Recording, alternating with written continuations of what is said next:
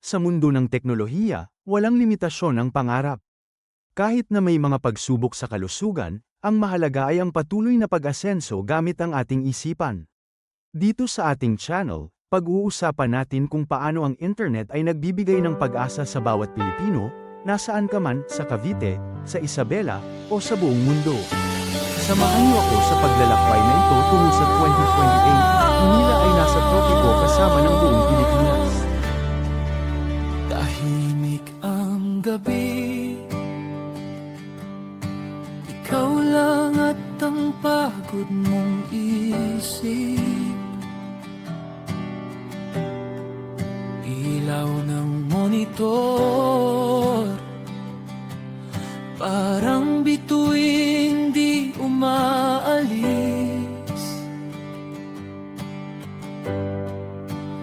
Mga pagkakamaling nakasabi, mga pangarap na nai-delay, pero puso mo hindi basta pwedeng i-erase. May liwanag sa screen, may kinabukasang dahan-dahang darating. Kahit ilang beses kang ma-disconnect, babalik pa rin, hahanap ng signal ang dibdib. May pag-asa sa gitna ng ingay, sa bawat terror may natututunang aral din. Bumangon ka muli, ikaw pa rin ang maglalogin sa panibagong win.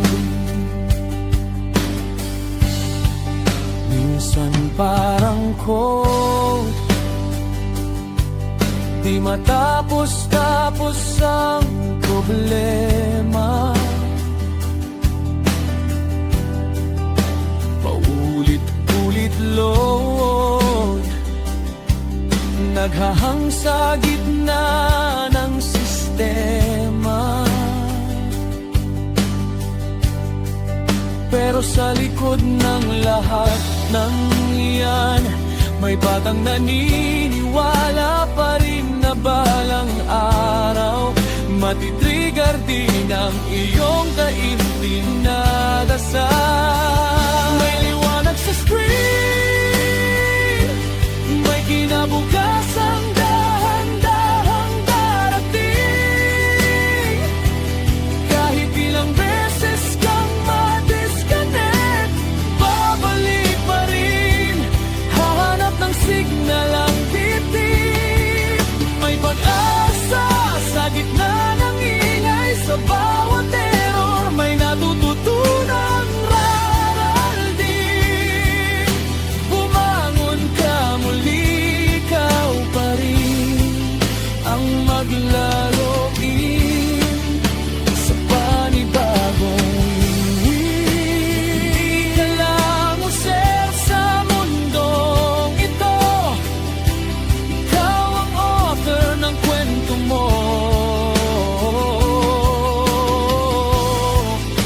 Kung babagsak man ang buong system mo, rebuot lang, huwag kang sumuko. May liwanag sa screen, may kinabukasan